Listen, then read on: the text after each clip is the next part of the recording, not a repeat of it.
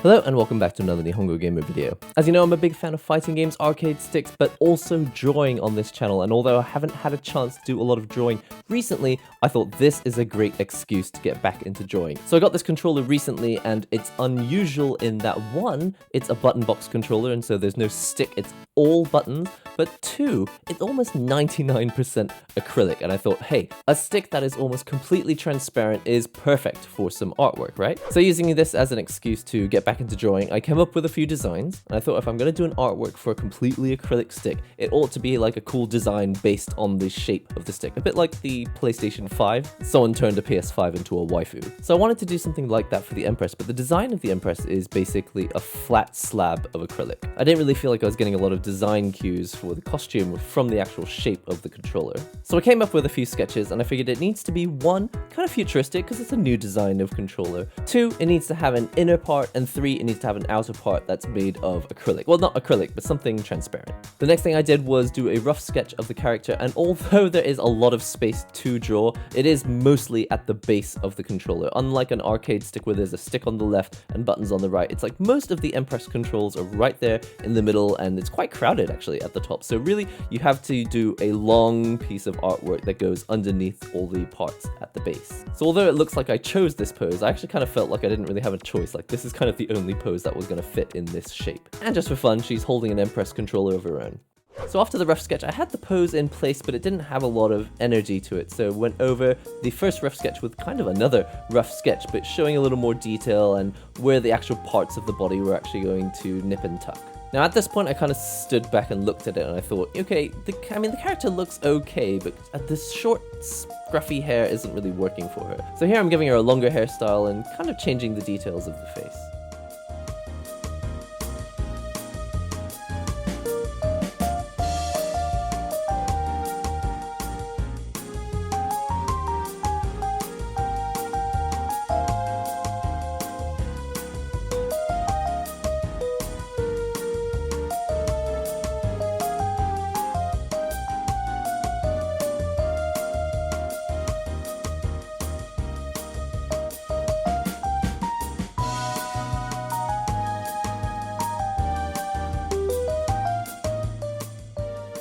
Now the next thing to do after cleaning up the rough sketch was to put in the acrylic elements, which are going to give it that MPress vibe. Originally she had this V-shaped piece of acrylic going around her waist, and that's when I realized kind of while I was drawing it, I was like, if I add a couple more pieces of acrylic here, I could make the M shape. Yes, the M in MPress, I'm a genius. If you're an artist, you'll understand. Basically, you spend a lot of time by yourself, and no one is telling you that you're a genius, so you kind of spend a lot of time telling yourself, I'm a genius, I'm a genius. One more thing I did to give it an MPress vibe was to add some electrical traces, a bit like you see on the printed circuit board of the controller itself.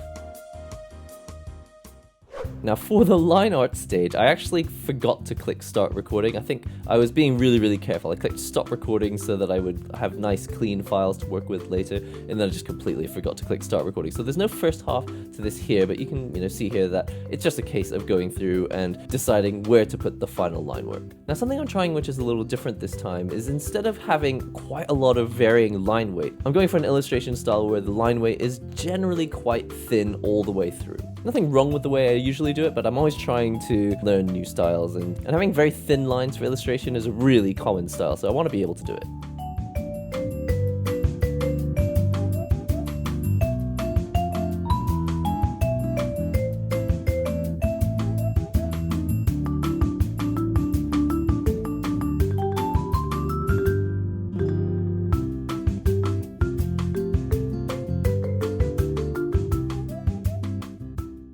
And now for the part you've all been waiting for, it's the speed painting section. If you've never done a digital illustration before, generally something that works quite well is to put the flats down first, because then you can use those flat colors as a mask when you're painting the shading areas later. If you don't do these flats first, then when you do the shading later, you have to be really careful to make sure you're inside the lines. But in most software like Photoshop or ClipStudio Paint, you can usually press one button, which turns that flat color layer into a mask for all the colors that you want to paint on top of it. So put in some base colors for the skin, for the clothing, and also the hair.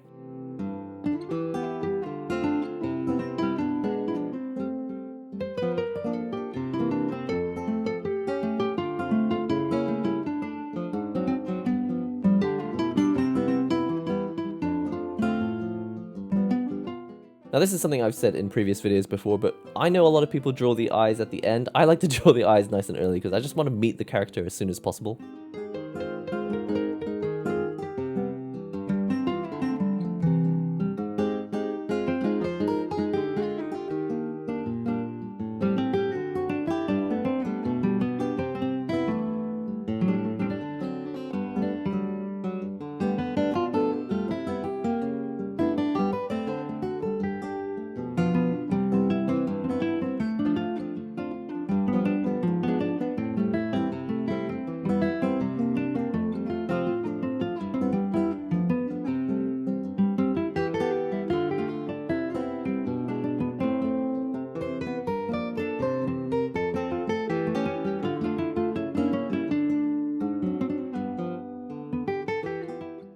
For the shading, I usually start off with a nice soft layer around the edges, and then after that I go in and put the deeper shading. And then after I've done the darker shading, I usually go in and do the shading for any like folds in the clothing.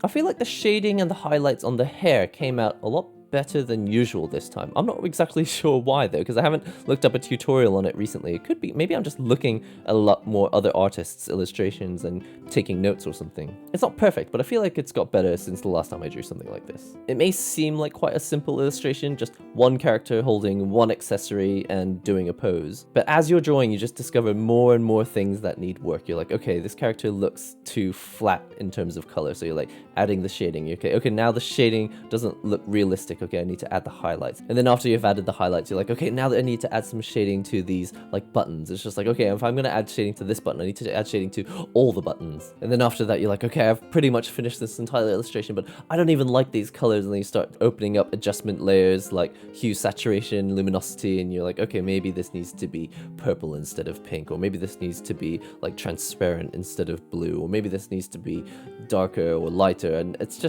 it just goes on forever until what started off as like a 3-hour drawing, like 10 hours later, you're still working on it.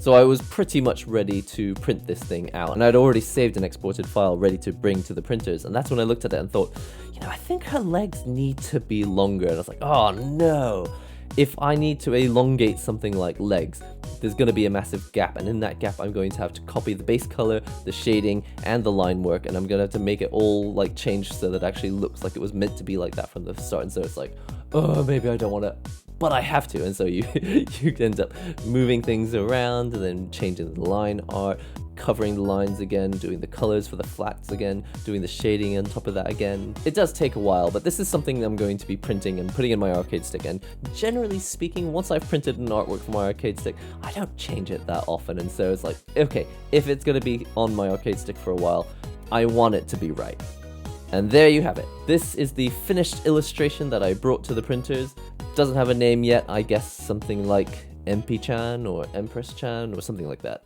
After bringing her to the printer, the next thing to do was to cut her out and stick her into the stick. Now, originally, I was thinking maybe I would just print it at A3 and then cut it so it fills the entire stick. And then I realized one of the cool design features of the MPress is that you can see the electrical traces of the buttons running to the PCB. So instead of printing a design that was A3 in size and covering the whole thing, I figured, why don't I just draw something that only needs to fit underneath the buttons there, and I'll just cut out the character only. That way you can still kind of see the PCB and all the electrical traces and all the cool stuff. Opening up the MPress to put the design inside is pretty simple. There's 7 screws and you need an Allen key to get them out, but they come out quite easily. You take off the top layer of acrylic and underneath that is a spacer. Personally, I wanted to put the artwork underneath that spacer, so I took the spacer out as well, put the artwork on there with some sticky tape, and after that it was just a case of putting the spacer back and the top layer of acrylic.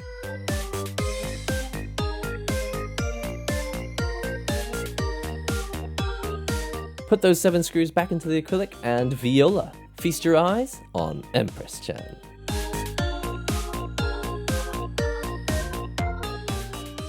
Alright, well that's all for this video. Thank you very much for watching this sort of speed paint stick art for the MPress. Now if you're interested in this stick, you can actually check out the video where I unboxed and tested it. That's in a separate video. It's got all the gameplay and all of the deeper looks at the things, you know, the special features of this stick. But I really enjoyed making this video because I haven't been doing a lot of pinup style art for a long time and doing like stick arts. I always say like, oh, I'd love to draw a stick art for this stick or draw a stick art for that stick, and I never really get around to it. But with the MPress being such an unusual form, not just an unusual form factor, but also an unusual build style, because normally it's like a box with buttons built into it, but this is more like the stick was like built around the buttons, you know, so that they could get all the features in there that they wanted without having to sacrifice on, you know, the shape and the size of the stick. So it was a really good opportunity to get back into drawing. I really enjoyed it. Are there any characters that you'd like to see me draw for arcade stick arts, or for these button box stick arts, or another stick art for the MPress, or maybe other sticks that you are interested in?